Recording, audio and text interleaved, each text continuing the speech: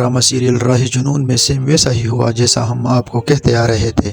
عثمان کو جب سے پتہ چلا ہے کہ شبریز مہر کا پیچھا چھوڑنے والا ہی نہیں تو اسے اندازہ ہو چکا تھا کہ میری جان کو اس سے بہت بڑا خطرہ ہے، تو اس لیے وہ مہر کو طلاق دے چکا ہے۔ دوسری طرف شبریز اور علینا کی شادی کے عین موقع پر شبریز کو تو پتہ چل گیا ہے، اس کی طلاق ہو چکی ہے، تو وہ شادی چھوڑ کر مہر کے پاس آتا ہے اور وہاں پر مہر کے والد کو پتہ چل چکا ہوتا ہے کہ اب یہ اور معاملہ ہمارے عزت کو برباد کر دے گا۔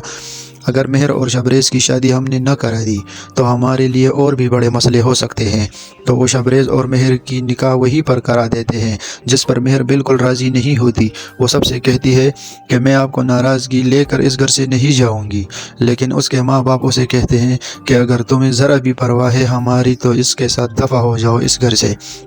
شبریز اس کے ساتھ شبریز کر کے اسے اپنے گھر تو لے آئے گا، لیکن اس کی امی جب یہ سب سین دیکھے گی تو اسے کہے گی کہ اس لڑکی کو اس گھر سے دفع کرو۔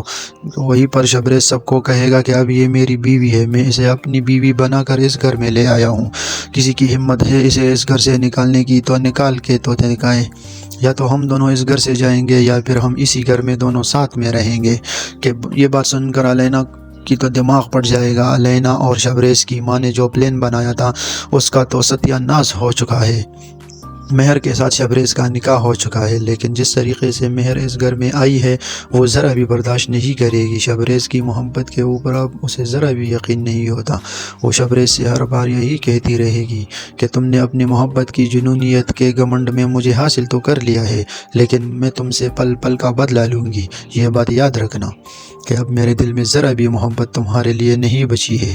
لیکن شبریز اسے کہے گا کہ وہ وقت دوبارہ آئے گا جب تم میرے اور میرے پیار کے اوپر یقین کرو گی۔ اسی طرح سے مزید ڈرامہ ریویو کے لیے ہمارے چینل کو سبسکرائب کر دیں۔ شکریہ۔